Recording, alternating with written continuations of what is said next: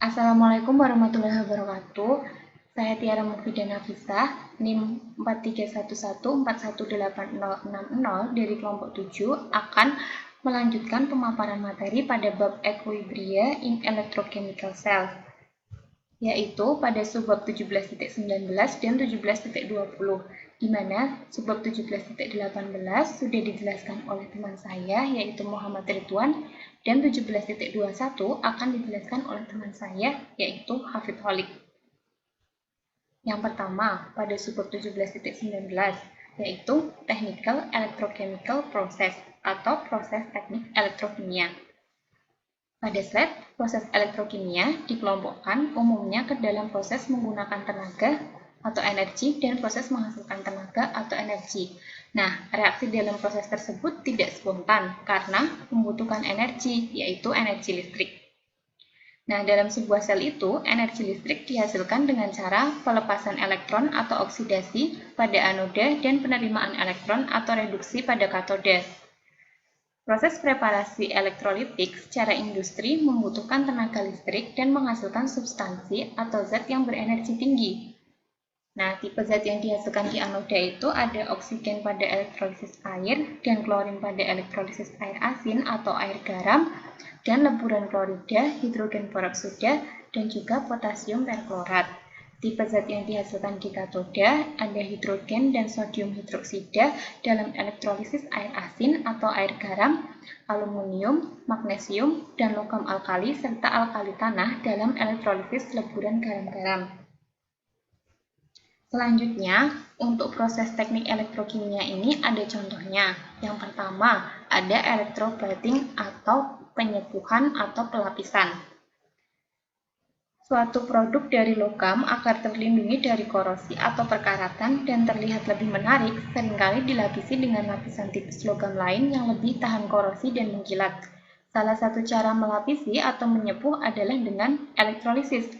Benda yang akan dilapisi dipasang sebagai katoda dan potongan logam penyepuh dipasang sebagai anoda yang dibenamkan dalam larutan garam dari logam penyepuh dan dihubungkan dengan sumber arus searah. Nah, contohnya itu untuk melapisi garpu yang terbuat dari baja dengan perak. Kita lihat pada diagram sel ini bahwa sendok garpu ini dipasang sebagai katoda dan logam perak ini dipasang sebagai anoda dengan menggunakan larutan elektrolit AgNO3. Logam perak pada anoda ini akan teroksidasi menjadi Ag+.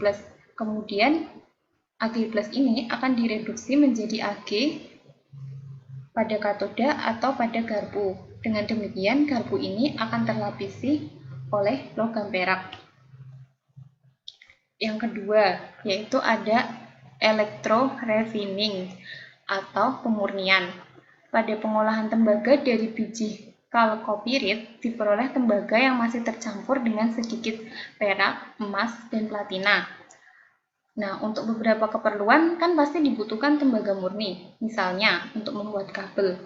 Nah, tembaga yang tidak murni ini dipisahkan dari zat pengotornya dengan cara elektrolisis. Kita lihat juga pada diagram selnya bahwa tembaga tidak murni ini dipasang sebagai anoda dan tembaga murni dipasang sebagai katoda.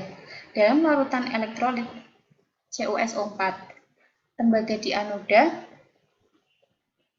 anoda ini akan teroksidasi menjadi Cu2+. Selanjutnya, Cu2+ ini akan direduksi ke katoda. Dengan demikian, tembaga di anoda ini akan pindah ke katoda, sehingga anoda semakin habis dan katoda akan semakin bertambah. Nah, pada anoda ini ada yang namanya lumpur anoda yang sebagai hasil samping pada pemurnian tembaga, yaitu berupa logam emas, perak, dan platina. Ini yang ketiga itu contohnya ada BBH, bahan bakar hidrogen atau fuel cell yang proses pembakarannya hanya menghasilkan air dan energi, yaitu listrik dan juga panas. Nah, proses ini juga menyerap zat berenergi tinggi dan menghasilkan tenaga listrik. Sebenarnya dua sel ini akan dibahas pada subbab 17.21 oleh teman saya. bahwa sel bahan bakar ini memanfaatkan zat dari luar seperti hidrogen dan oksigen. Hidrogen dihasilkan melalui proses tertentu dan disimpan, sedangkan oksigen berasal dari atmosfer.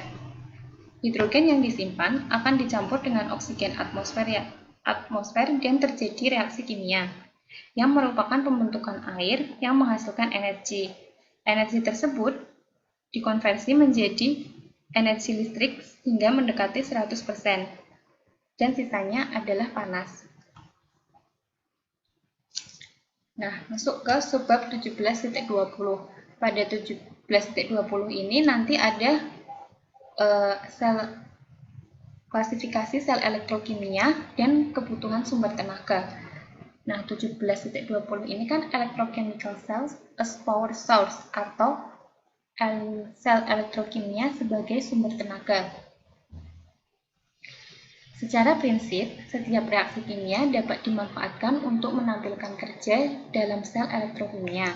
Jika sel dioperasikan secara reversibel, kerja listrik yang diperoleh adalah WEL sama dengan min delta G, atau WEL sama dengan min delta G plus T delta S sama dengan min delta H plus Q reversibel, sama dengan min delta H dikali 1 min Q reversibel per delta H. Nah, kenapa WEL sama dengan min delta G itu bisa seperti ini?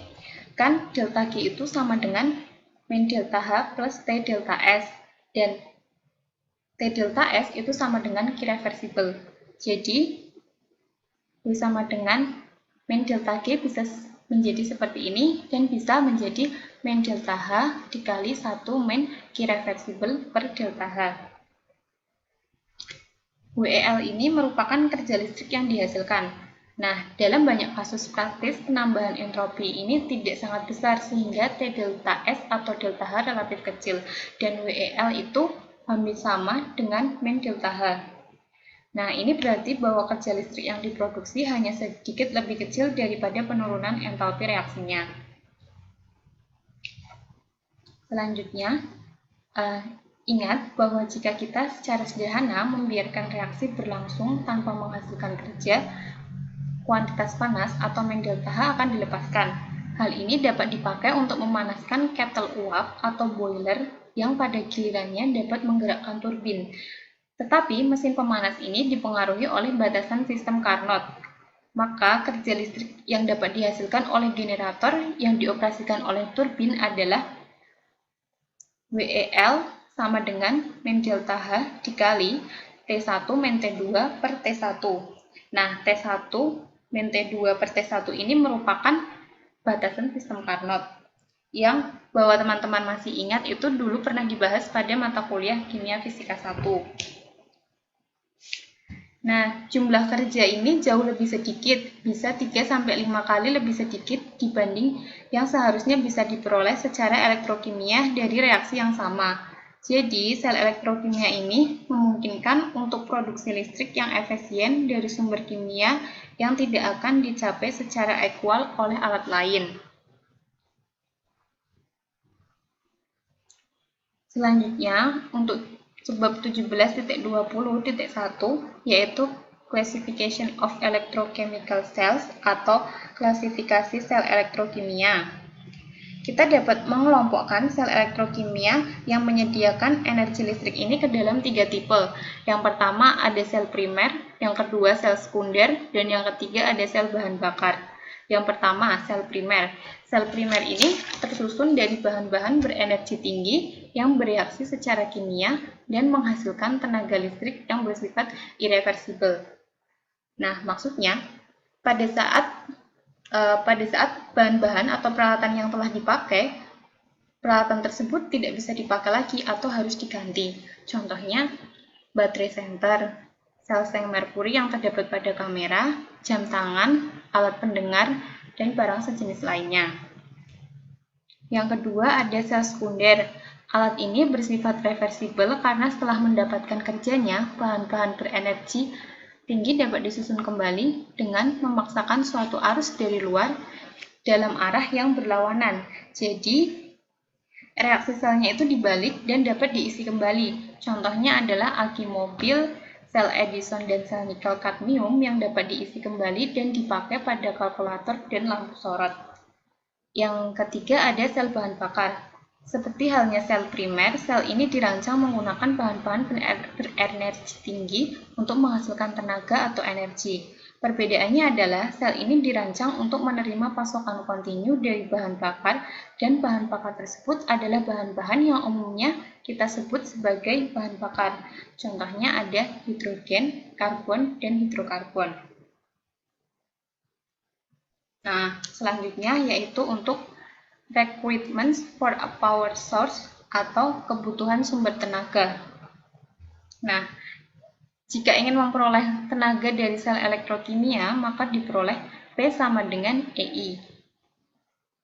Jika I atau arus didistribusikan pada seluruh elektroda A, arus akan masuk atau keluar tiap satuan luas permukaan elektroda dan diperoleh kerapatan arus elektroda atau densitas arus yaitu I. Nah, P di sini itu adalah tenaga atau daya dan EI ini adalah potensial sel. Nah, maka diperoleh persamaan 17,67 yaitu I kecil sama dengan I per A. Nah, densitas arus ini menyatakan laju reaksi yang pasti pada tiap satuan area elektroda. Anggaplah kita menggambarkan arus dari sel. Untuk maksud yang beralasan, anggap bahwa elektroda negatif adalah elektroda hidrogen. Kemudian muatan dialirkan dari tiap satuan luas elektroda pada laju I sama dengan 1 per A dG per dt sama dengan 1 per A. Selagi elektron meninggalkan platina pada elektroda H+ atau H2, seharusnya lebih banyak H2 yang terionisasi atau potensial elektroda akan bergerak ke nilai yang lebih negatif. Jika laju di mana elektron diproduksi oleh ionisasi hidrogen sebanding dengan laju di mana elektron meninggalkan platina untuk memasuki rangkaian luar, maka potensial elektroda akan mendekati potensial rangkaian terbuka.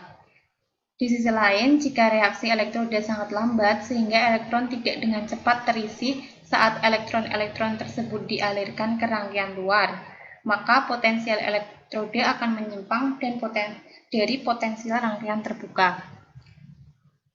Begitu pula, jika reaksi elektroda positif lambat, elektron-elektron yang datang dari rangkaian luar tidak dengan cepat dipakai oleh reaksi elektroda dan potensial pada elektroda positif menjadi kurang positif.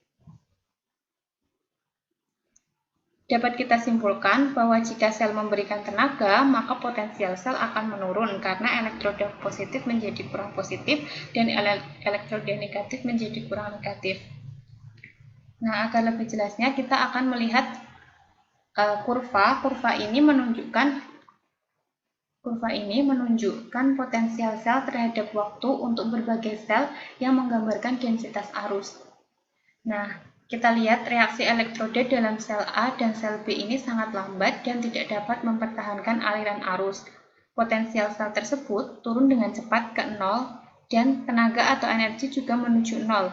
Berbeda dengan reaksi elektroda pada sel C, yaitu cukup cepat untuk menyimpan muatan pada elektroda. Potensial sel ini turun sedikit tetapi kemudian tetap pada nilai yang relatif tinggi selama beberapa waktu. Jadi, tenaga atau energinya itu tersedia cukup. Jika arus yang lebih besar digambarkan dari sel C, yang I2 lebih besar dari I1, memiliki potensial turun yang lebih tetapi masih relatif tinggi. Bahkan, di dalam keadaan ini, sel C adalah sumber energi yang berguna. Nah, turunan yang cepat pada potensial seperti pada akhir kurva C ini dikarenakan ausnya bahan-bahan aktif dan jika didatangkan bahan bakar lagi, kurva akan tetap datar dan sel akan melanjutkan menghasilkan tenaga.